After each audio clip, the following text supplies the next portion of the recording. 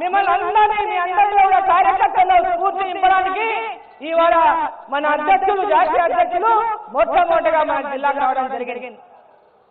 మనందరం కూడా ఇవాళ భారతీయ జనతా పార్టీ వైపు ప్రజలందరూ కూడా చూస్తున్నటువంటి తరుణంలో కేంద్ర ప్రభుత్వం నుంచి నరేంద్ర మోదీ గారి యొక్క నాయకత్వంలో మన ప్రధానిగా నరేంద్ర మోదీ గారు గ్రామీణ ప్రాంతాలు పట్టణ ప్రాంతాలు అభివృద్ధి చెందినాడే వికసిత్ భారత్ లక్ష్యం నెరవేరుతుందని, వికసిత్ గ్రామాలు వికసిత్ పట్టణాలు ఆ లక్ష్యంతో పెద్ద ఎత్తున గ్రామాలకు నిధులిస్తూ పట్టణాలకు నిధులిస్తూ ఇవాళ గ్రామాల్లో అభివృద్ధితో పాటు ఉపాధి కల్పించాలని వికసిత్ భారత్ జీరో అనేటటువంటి కొత్త పథకానికి కేంద్ర ప్రభుత్వం శ్రీకారం చుట్టిందని చెప్పే సందర్భంగా నేను తెలియజేస్తా ఉన్నా. అదేవిధంగా మున్సిపాలిటీలకు పెద్ద ఎత్తున అమృత్ స్కీమ్ కింద కానీ అదేవిధంగా పెద్ద ఎత్తున 14 నిధులు వరుసగా గత 10 సంవత్సరాల నుంచి 12 సంవత్సరాల నుంచి ఈరోజు మున్సిపాలిటీలలో అభివృద్ధి జరుగుతూ ఉంది అంటే అది కేవలం కేంద్ర ప్రభుత్వం నరేంద్ర మోదీ గారి ప్రభుత్వం ద్వారా జరుగుతున్నటువంటి అభివృద్ధి మాత్రమే నేను తెలియజేస్తా ఉన్నా. ఈ రోజు మనం అందరం కనుక చూసుకుంటే మన యొక్క మహబూబ్ నగర్ జిల్లాలో పెద్ద ఎత్తున అమృత్ భారత్ కింద కానీ రైల్వే స్టేషన్లో కూడా పెద్ద ఎత్తున మన పాలమూరులో కూడా మన రైల్వే స్టేషన్ పెద్ద ఎత్తున ఈరోజు అభివృద్ధి చేస్తా ఉన్నారు. త్వరలోనే దాన్ని ప్రారంభించుకోబోతాం. ఎయిర్పోర్ట్లకు ధీటుగా ఈరోజు రైల్వే స్టేషన్లు ప్రతి మున్సిపాలిటీలో ఉన్నాయి. చార్నగర్ లో ఉంది, మహబూబ్ నగర్ లో ఉంది, పక్కల వనపర్తి రోడ్లో ఉంది, గద్వాలలో ఉంది, అలంపూర్ లో ఉంది.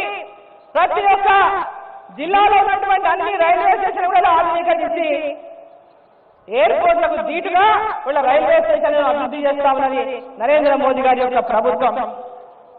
ఈరోజు అమృత్ స్కీమ్ కింద మన మహబూబ్ నగర్ మున్సిపాలిటీ కనుక చూసుకుంటే 300 కోట్ల పైన నిధులిచ్చింది.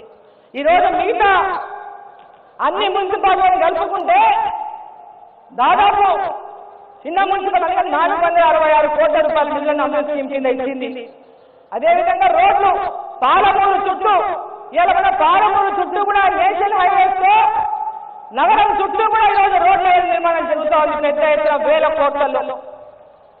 ఈరోజు బైపాస్లే కానీ నేషనల్ హైవేలే కానీ పాలమూరు చుట్టూతో కూడా టౌన్ లో ఉన్నటువంటి ప్రజలకు ఎలాంటి ఇబ్బంది లేకుండా బైపాస్ నిర్మాణం చేస్తా ఉన్నాము. అదేవిధంగా మిగిలిన ఇంకో పక్క కూడా ఈరోజు అప్పన్నపల్లి నుంచి చించోడి రోడ్డు కూడా ఇవాళ బైపాస్ నిర్మాణానికి అనుమతి డిపిఆర్ గా తయారైతా ఉందని చెప్పి తెలియజేస్తా ఉన్నా. అదేవిధంగా అన్ని మున్సిపాలిటీ అభివృద్ధి పక్క చేస్తూ మన టౌన్ లో ముఖ్యంగా ఆర్ఓబీలు రైల్వే స్టేషన్ ఎక్కడెక్కడైతే రైల్వే క్రాసింగ్లు ఉన్నాయో ప్రతి చోట కూడా ఇలా ఆర్ఓబీ నిర్మాణం చేయడానికి శాంక్షన్ చేసింది కేంద్ర ప్రభుత్వం అని చెప్పి సందర్భంగా తెలియజేస్తా ఉన్నా. పట్టణంలో టీడీ గుట్టలో కానీ మోతీనగర్లో కానీ బోయపల్లి గేట్ కానీ తిమ్మసాని పల్లె కానీ ప్రతి ఒక్క దేవరకథలో ఉన్నటువంటి లో లెవెల్ హైవే లో లెవెల్ సబ్వే కానీ ఇలాంటివే కాకుండా గ్రామీణ ప్రాంతాల్లో పెద్ద ఎత్తున ఆర్ఓబీల నిర్మాణానికి మనం కేంద్ర ప్రభుత్వం శాంక్షన్ చేసి టెండర్లను ఇస్తా ఉందని చెప్పి తెలియజేస్తా ఉన్నా. మరి ఈ రోజు అభివృద్ధి లక్ష్యంగా నరేంద్ర మోదీ గారు